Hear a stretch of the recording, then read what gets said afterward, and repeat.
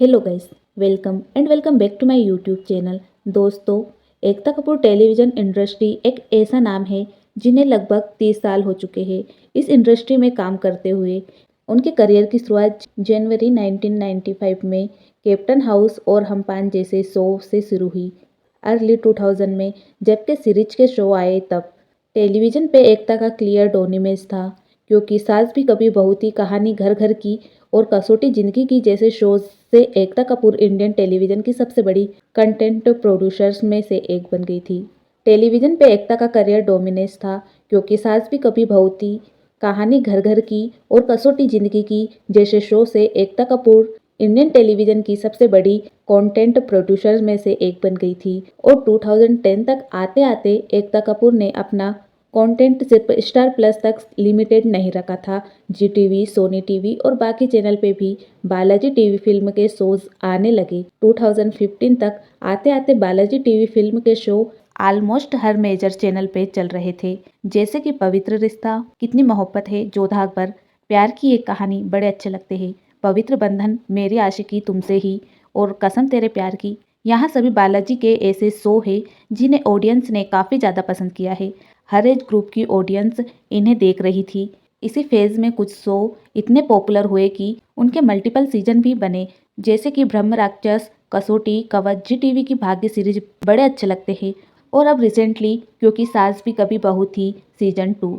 लेकिन आज अगर हम बालाजी के टेलीविजन प्रेजेंस को देखें तो पिक्चर काफ़ी बदली हुई नजर आती है। 2025 तक आते आते एकता कपूर के कई लॉन्ग लर्निंग शो ऑफ हो चुके हैं, बड़े अच्छे लगते हैं। भाग्य लक्ष्मी, कुंडली भाग्य, कुमकुम भाग्य और परिणीति जैसे शो। और अभी बालाजी के सिर्फ 2 ही शो टेलीविजन पे चल रहे हैं, क्योंकि सास भी कभी बहू थी सीजन 2 और नागिन सीजन 7। नागिन की अगर बात करें तो पिछले 10 सालों से बालाजी का सबसे पॉपुलर शो रहा है, जो सिर्फ एकता कपूर के लिए नहीं बल्कि कलर्स टीवी के लिए भी एक स्ट्रॉन्ग पिलर बनी हुई है। 2015 में यह शो कलर्स पे शुरू हुआ और एक ऐसा सुपर नेचुरल शो बना जिसने अपने हर सीजन के साथ टीआरपी के रिकॉर्ड्स तोड़ दिए। इस शो की सीजन 1 से एक लोअर ऑडियंस बनी हुई है और इसी फ्रेंचाइज के थ्रू कई एक्टर्स के करियर को भी एक बूस्ट मिलता आया है। लेकिन यहाँ भी सच है कि पिछले 10 सालों से नागिन के साथ ऑडियंस का एक्साइटमेंट पहले से ज़्यादा रहा है।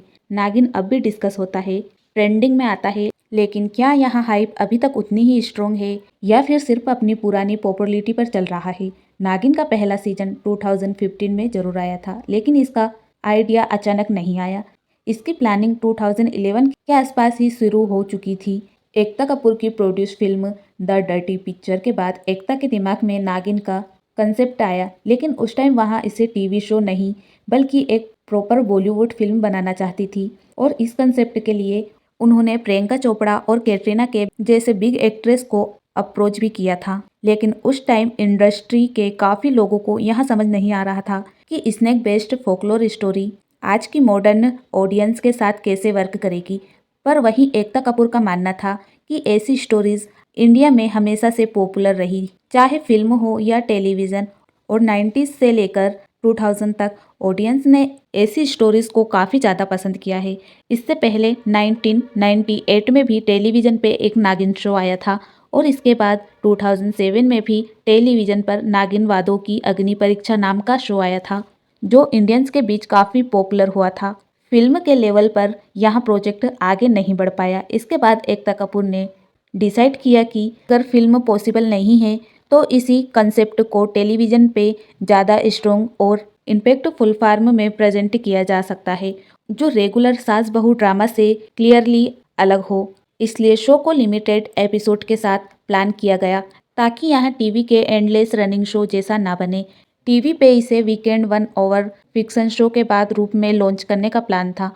और जब नागिन सीजन 1 2015 में प्रीमियर हुआ तो किसी ने नहीं सोचा था कि यह शो इतना बड़ा हिट होगा, जो कि एक सुपर नेचुरल वीकेंड शो के लिए काफ़ी रियल अचीवमेंट थी। आज भी नागिन सीजन 1 को फैंस का सबसे स्ट्रॉन्ग और मोस्ट पावरफुल सीजन माना जाता है। स्टोरी लाइन काफ़ी सिंपल थी, लेकिन उतनी ही इमेजिंग भी थी, जिसके हर एपिसोड में सस्पेंस मेंटेन होता था। ऊपर से मोनी राय का कैरेक्टर काफ़ी अमेजिंग था। मोनी ने अपने कैरेक्टर को एफर्टलेसली कैरी किया। उसके एक्सप्रेशन और बॉडी लैंग्वेज ने रोल को और भी ज़्यादा पावरफुल बनाया। और दूसरी तरफ अदा खान ने नेगेटिव रोल में इक्वली स्ट्रॉन्ग और आइकॉनिक इम्पैक्ट दिया। सपोर्टिंग कास्ट भी अपने कैरेक्टर्स के थ्रू स्टोरी को स्मूथली सपोर्ट ही कर रहे थे। इसी के साथ ही सबसे इम्पोर्टेंट सुपर नेचुरल और माइथोलॉजिकल एलिमेंट जैसे कि शिवा तांडव और टेम्पल सीन्स, यहाँ भी चीज़ें स्टोरी को और भी ज़्यादा इंटरेस्टिंग बनाती थी। और इसी के साथ ही सेट्स और कॉस्ट्यूम काफ़ी एलिगेंट थे और ऑर्थेटिक भी थे। कोई ओवर द टॉप प्रोजेक्शन नहीं था, इसलिए एक रियल नागिन वाइब भी क्रिएट होती थी। और इन सभी कैरेक्टर्स की वजह से नागिन का सीजन 1 ऑडियंस के बीच आज भी इतना ही पॉपुलर और सक्सेसफुल है। और जो ऑडियंस नागिन सीजन 1 को देख चुकी थी, उसके बीच सीजन 2 के लिए भी काफ़ी एक्साइटमेंट थी। मेनली पुरानी कास्ट की वजह से ऑडियंस ने मोनी रॉय और अदा खान की एक्टिंग को दोबारा काफ़ी पसंद किया सीजन 2 में। इसी के साथ ही सुधा और अदा खान के बीच के फनी मोमेंट्स ऑडियंस को काफ़ी इंटरेस्टिंग लगे। सीजन 3 की बात करें तो सीजन 3 में कम्प्लीटली न्यू कास्ट थी, लेकिन सरप्राइजिंग केमिस्ट्री फिर से वर्क कर गई। इस बार रेटिंग्स काफ़ी स्ट्रॉन्ग थी और शो ने टीआरपी चैट्स में भी अच्छा परफॉर्म दिया। यहाँ सीजन कम टाइम में काफ़ी सक्सेसफुल हुआ था, लेकिन सीजन 4 आते आते इफेक्ट थोड़ा कम हो गया था। और सीजन 4 की तरह सीजन 5 भी ऑडियंस के बीच ना ही इतना पॉपुलर हुआ और ना ही बाकी थ्रू सीजन्स के मुकाबले इतना सक्सेसफुल हुआ। और यहीं से ग्रेजुअल डाउनफॉल स्टार्ट होता है। एंड नागिन 6 ने तो कमाल ही कर दिया था। यहाँ सीजन लेंथ के मामले में सबसे ज़्यादा लॉन्ग रनिंग रहा, लेकिन इसकी स्टोरी लाइन, राइटिंग, डायलॉग को ऑडियंस ने काफ़ी क्रिटिसाइज किया। सुपर नेचुरल होने के बजाय शो ज़्यादा मेलोड्रामेटिक हो गया और एक रेगुलर डेली शोप जैसा फील देने लगा। नागिन एक सुपर नेचुरल फ्रेंचाइजी है जहां विफेक्स बहुत इम्पोर्टेंट रोल प्ले करते हैं, लेकिन नागिन 6 के विफेक्स को देखने के बाद शो को काफ़ी ट्रोल किया, क्योंकि ओवरऑल शो की जो क्वालिटी थी वो काफ़ी वीक थी। फाइट सीन्स और ट्रांसफॉर्मेशन के क्लिप्स सोशल मीडिया पर ट्रोल हुए थे। साथ ही प्रोमो और कंसेप्ट को लेकर भी काफ़ी नेगेटिव देखने को मिली। कॉस्ट्यूम डिज़ाइन की अगर बात करें तो इनिशियली सीजन में कॉस्ट्यूम क्लियरली करेक्ट को सपोर्ट करते थे। नागिन 1 में जो कैरेक्टर्स थे उनके आउटफिट कैरेक्टर ओरिएंटेड जो जेन्युइनली नागिन जैसे लुक देते थे। नागिन 2 और नागिन 3 में भी कॉस्ट्यूम बैलेंस ही थे और इसलिए, लेकिन बाद के सीजन में स्टाइलिश ज़्यादा फैंसी और रैंडम हो गई, जिससे नागिन के कैरेक्टर सुपर नेचुरल कम और ओवर ज़्यादा लगने लगे। आल्सो नागिन सीजन में प्रॉब्लम कभी थी ही नहीं। हर सीजन में केबल एक्ट्रेस आए, चाहे मोनी राय हो, आदा खान हो, सुरभि ज्योति हो या प्रियंका चौधरी हो। अभी एक्टर्स ने अपने प्रीवियस प्रोजेक्टर में अपनी एक्टिंग प्रूफ की। इसी के साथ ही केमिस्ट्री का भी कभी इशू रहा नहीं, क्योंकि एकता कपूर के शो में स्टोरी का तो पता नहीं, लेकिन लीड हमेशा ऑडियंस के बीच काफ़ी पॉपुलर है। अब जब नागिन सीजन 7 के प्रमोज रिलीज होते हैं तो फर्स्ट प्रमो ही लोगों को बिल्कुल पसंद नहीं आया।